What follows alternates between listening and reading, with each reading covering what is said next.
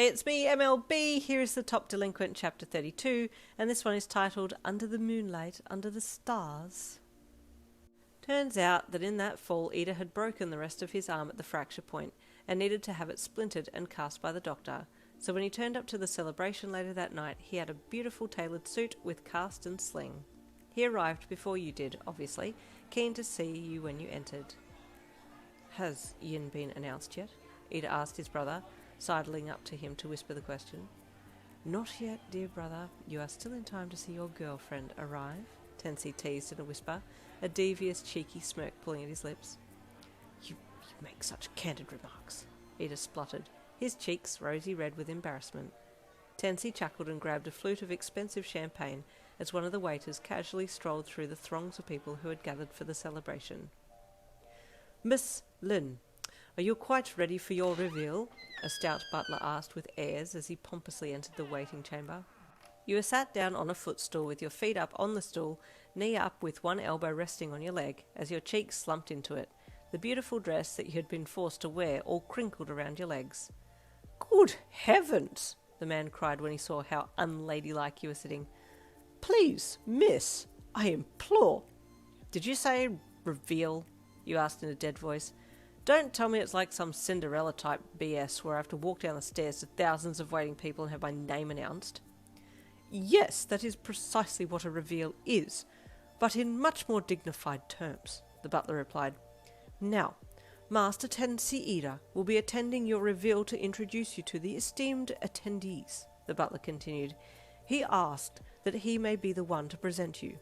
That bastard, you replied with a cheeky smirk as he dropped one leg down. Doing this on purpose.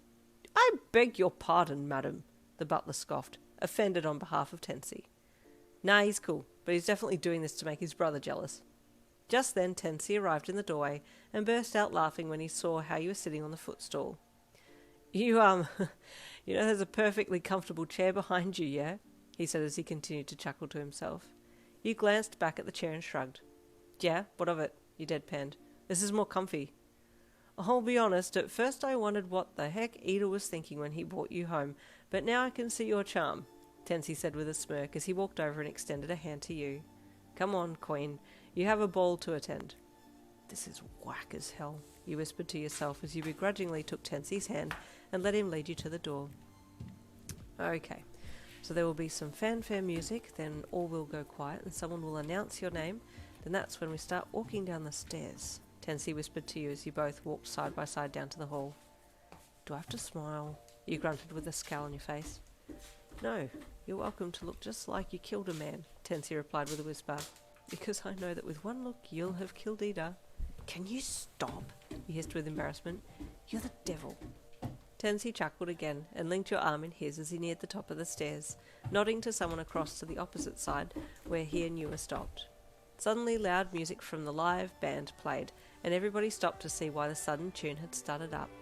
After a short song, the band stopped, and all fell silent as you and Tensei stood motionless at the top of the long, gradually widening stairs. Presenting, one of the announcers called, Madam Yin Lin, honoured guest of the Iida residence. Oh, for frick's sake, you deadpanned internally. Polite applause rose from the onlookers, and Tensei took the first steps down the stairs, practically dragging you down with him. You plastered the most fake smile you could muster on your face as your eyes scanned the sea of unknown faces in the room, slowly descending the stairs beside Tensei.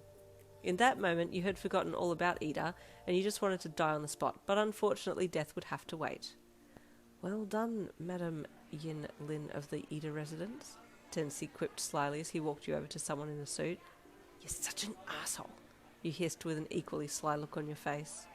Feeling the presence from the person in the suit before you, you stopped and looked at them while Tensei unhooked his arm from yours and held your arm out to the person. It only took you a second for you to realise who it was, and your mouth fell open as you looked up into the eyes of a very well-dressed Iida.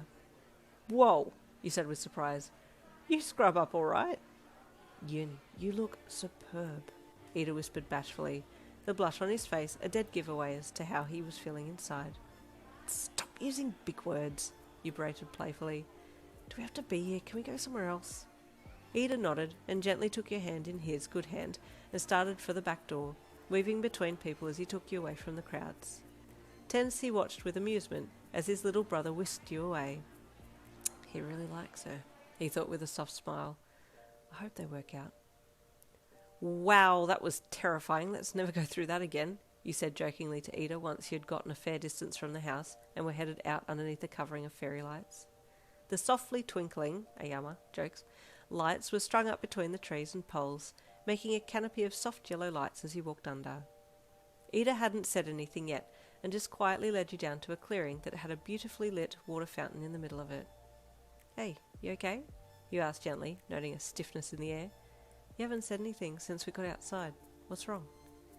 Yin, Iida said in a strained voice as he stopped and turned to face you. Yin, I have a confession. Your heart started to race, and you suddenly found it harder to breathe, his words locking your ribcage as his darkened eyes captured yours in the soft light of the fairy lights. Iida, please, I don't need a reply, he said softly. I just want you to know how I feel. Cliffhanger! Well, you guys are probably ready for it anyway. You knew it was coming. That is the end of chapter 32. Stay tuned for chapter 33 coming tomorrow. See you then.